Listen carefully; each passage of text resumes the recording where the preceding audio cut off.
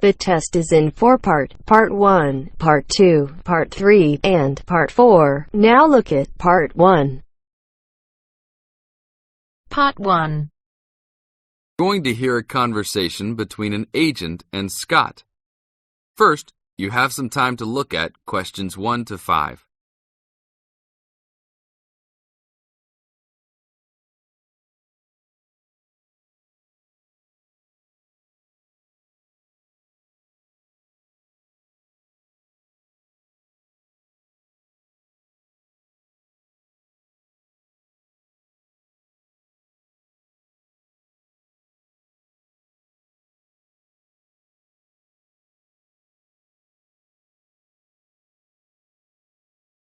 Now listen to the tape and answer the questions. Howdy, what can I do for you? I'm here to ship some things back to China. Okay, we can do that. Shipping things back, eh? Have you lived there before? Yeah, I lived there for 3 years and came back 2 years ago.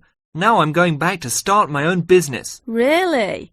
Did you ship things with us last time? No, I used a Chinese shipping agency. Well, I'll just let you know that rates have changed recently. So I don't know if they'll be comparable to what you paid before. It doesn't matter to me. My company's paying for it. Aha, then it's nothing off your skin, right? Okay, I'll need your name and where you need to go to pick up the items to be shipped. My name is Scott Linder, Linder, and I live in upstate New York, Saratoga Springs. Oh, sure, I know that place. I go to the races there. Great town. What's the zip there again? 770425. And the street address is 412 West Lake Road. 770425 Westlake, got it. And how big of a container are you going to be looking for? Well, I didn't have a container last time, and I don't think I'll need one this time. I think that I'll have about 6 cubic meters. We can get a subsection of a container then. How big is that? It's 2 meters wide and 3 meters long. 2 meters high, right? Yes, sir.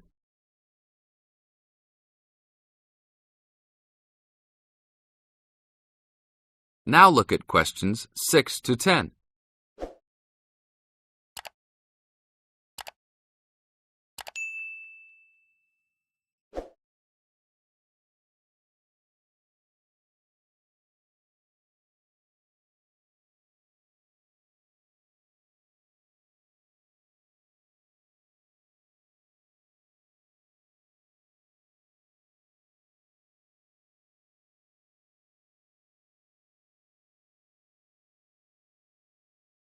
As the talk continues, answer questions 6 to 10.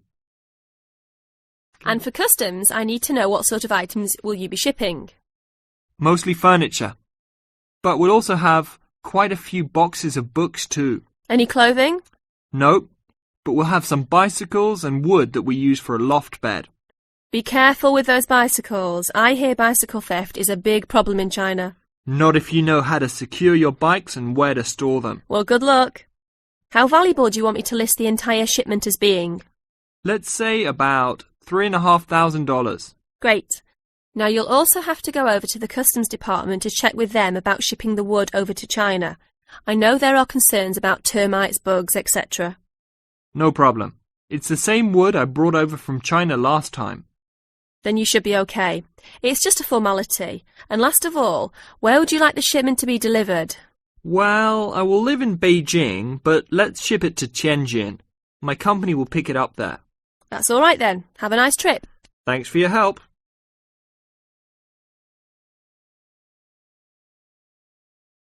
That is the end of Part 1. You now have half a minute to check your answers.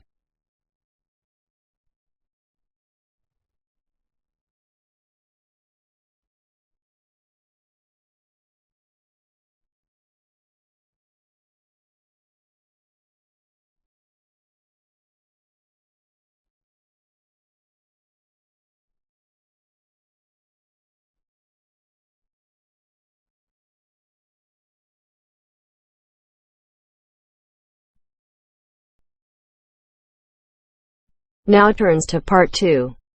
Part 2. You will hear someone talking about travelling around New Zealand. First, you have some time to look at questions 11 to 15.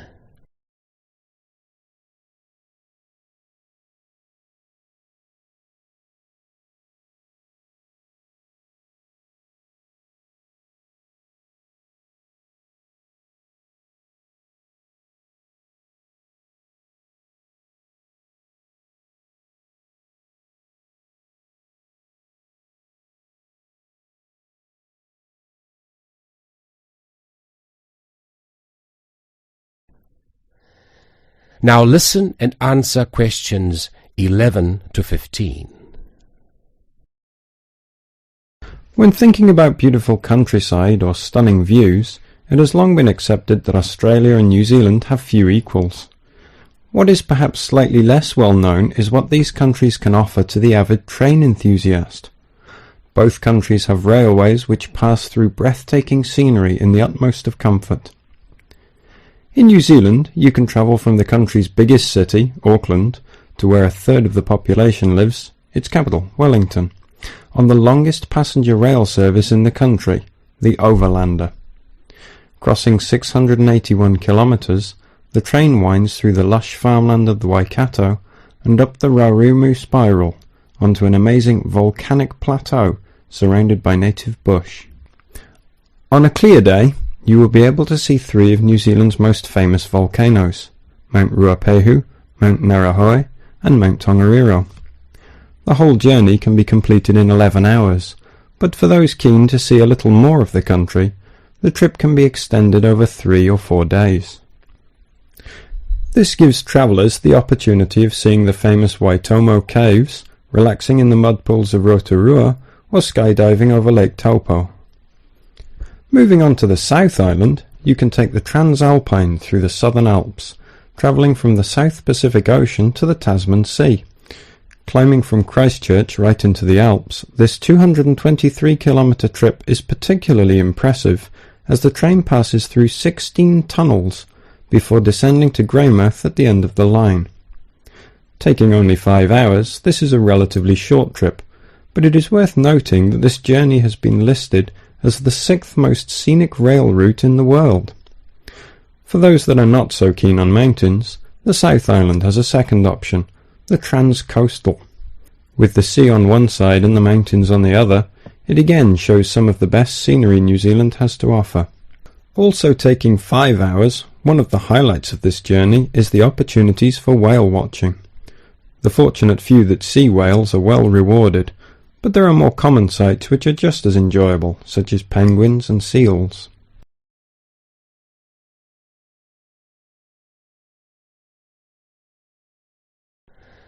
Before you hear the rest of the recording, you have some time to look at questions 16 to 20.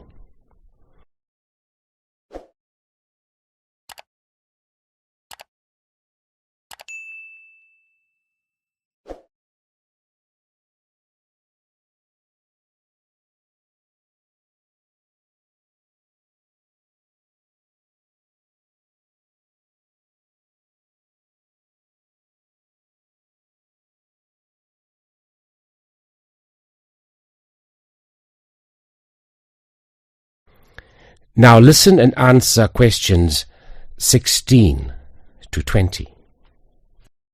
Although these 3 train journeys are undeniably breathtaking, some travellers prefer the longer journeys on offer in Australia. The Indian Pacific, for example, which travels from Sydney through to Perth and has been dubbed the adventure that spans Australia.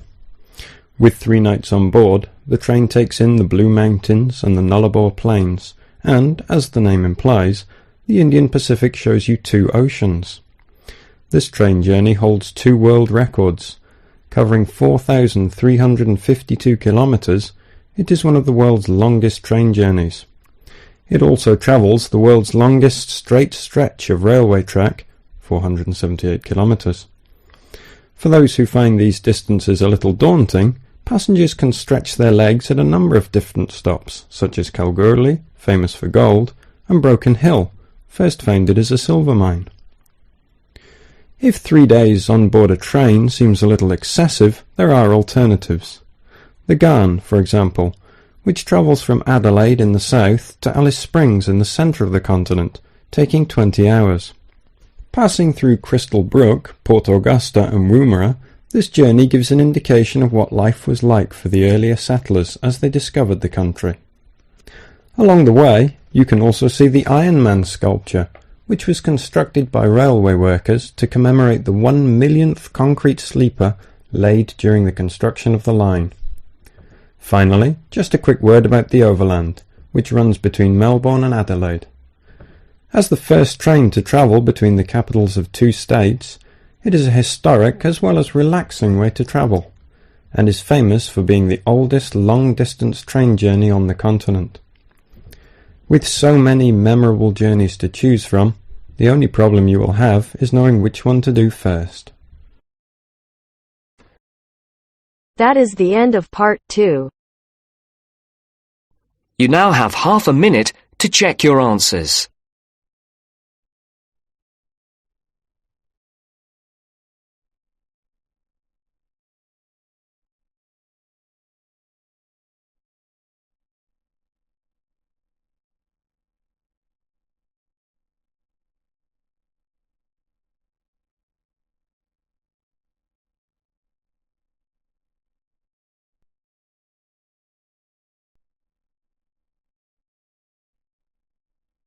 Now turns to part 3. Part 3. You'll hear a lecturer talking to students about America in the 1960s. You have some time to look at questions 21 to 26.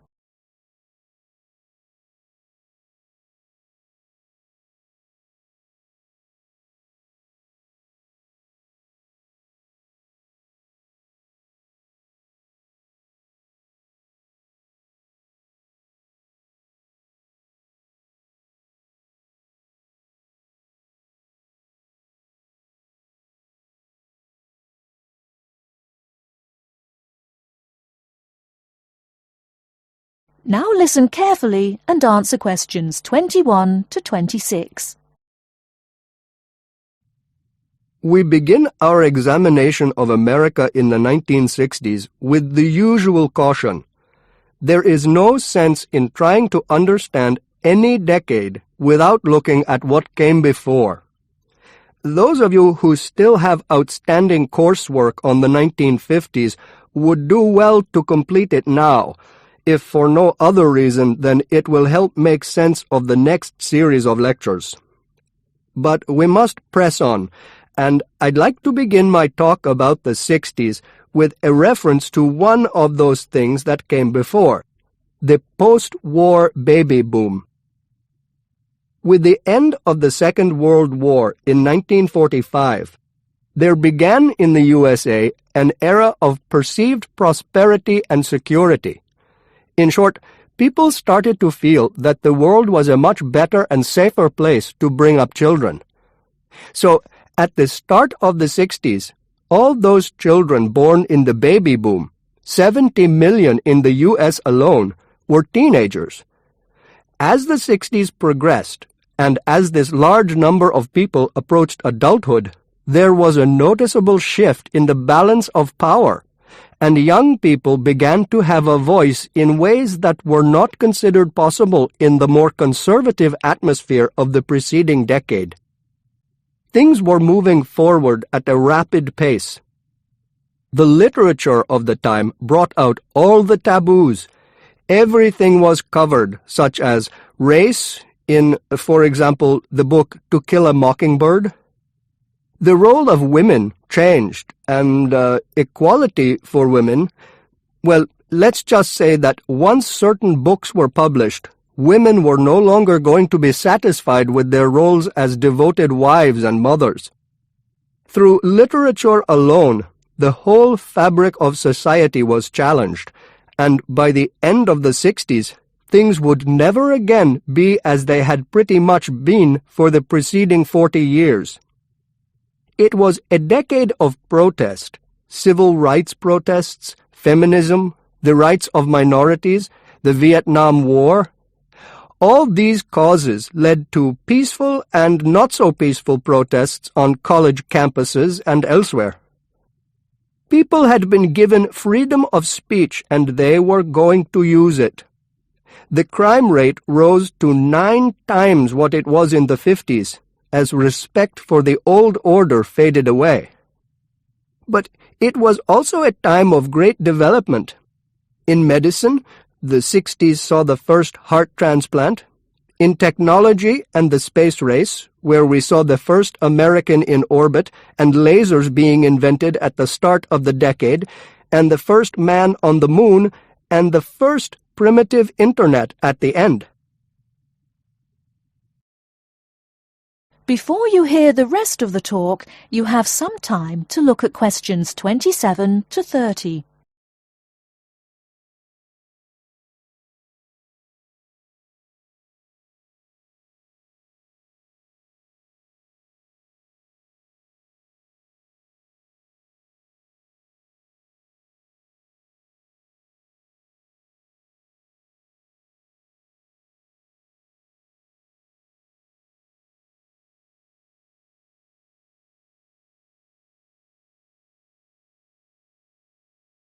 Now listen and answer questions 27 to 30. None of this, good or bad, might have happened if things in 1962 had gone slightly differently. On October 16th, President John F. Kennedy met with his closest advisors at the White House. They had obtained photographic evidence showing that Cuba was building or installing nuclear weapons. It was widely believed that Cuba was preparing to fire these weapons at cities in the USA. Kennedy was faced with 3 choices: to try to resolve the crisis diplomatically by negotiating with Cuba and the Soviet Union, to take action to block the delivery of more weapons into Cuba, or to attack Cuba, destroying their weapons. Believing that the first option would end in failure and that the third option would lead to war, it was the second option that Kennedy chose. In doing so, he succeeded in preventing the buildup of more missiles. The Soviet Union then withdrew the weapons from Cuba. Most historians agree that if Kennedy had acted differently, the episode would have led to a full-scale nuclear war between the United States and the Soviet Union. Millions would have died, and the world would have been changed beyond recognition. That is the end of part 3. You now have half a minute to check your answers.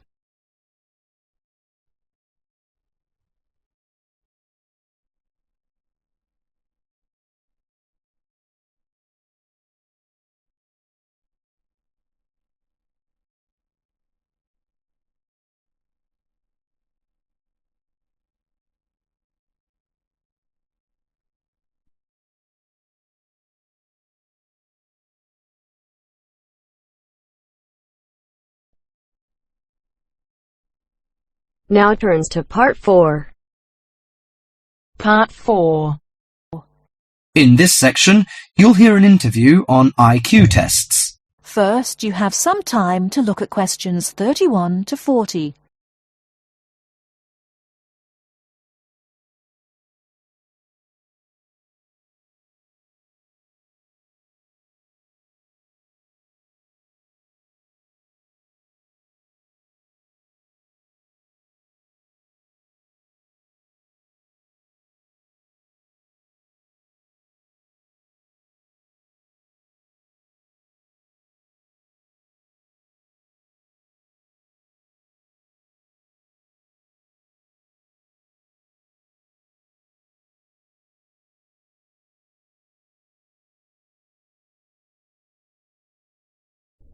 Now listen carefully and answer questions 31 to 40. Mrs. Kellerman, a specialist in child psychology, is interviewed by Bridget. Mrs. Kellerman, why is it that some children perform much better than others at school? Obviously, it can't be denied that certain children are brighter than others, but it's not as simple as that. A lot of emphasis is placed on intelligence measured by tests, so-called IQ tests, which only measure certain types of intelligence, such as basically linguistic and numerical skills, or reading and mathematics to put it plainly, which is unfortunate because some children are bound to suffer. A good example was a friend of mine's son who was kept out of the top class at school because of his average IQ. That's around 100. His father, though he had no idea his son was going to be an architect, always said he was a clever child. Apparently, he was able to picture things in his mind and draw accurately at a very early age. The point is that his university life might not have been so difficult if his ability had been recognized sooner. What you're saying, then, is that some children have abilities that are not easy to measure, that aren't appreciated by many schools. Precisely. And if these schools are not spotted sufficiently early, they cannot be developed. That's why, in my view, there are so many unhappy adults in the world. They are not doing the things they are best at. What are those other kinds of intelligence? How can we recognize them in our children? Well, take musical talent. Many children never get the chance to learn to play an instrument, but while they might not become great artists or composers, they may get a lot of pleasure and satisfaction.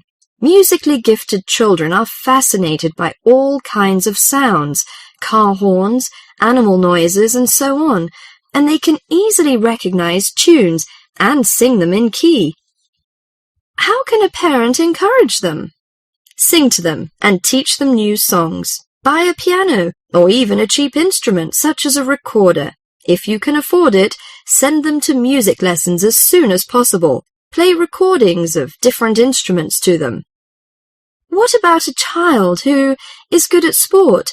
Could that be described as a form of intelligence? Most certainly. We psychologists call it motor or bodily intelligence. These children move gracefully and handle objects skillfully. A child who finds it easy to take things apart and use various tools may well become an engineer with the right encouragement. We should give them models to make and take them to science museums. However, unless these children are also good with words and numbers, they will probably not do well in school examinations. Is there anything a parent can do to help in this case? Yes, it may be worth spending money on private lessons, but, hardly anyone is good at everything. In my opinion, a child should be judged on his individual talents. After all, being happy in life is putting your skills to good use, no matter what they are. That is the end of part 4. That is the end of part 4. You now have half a minute to check your answers.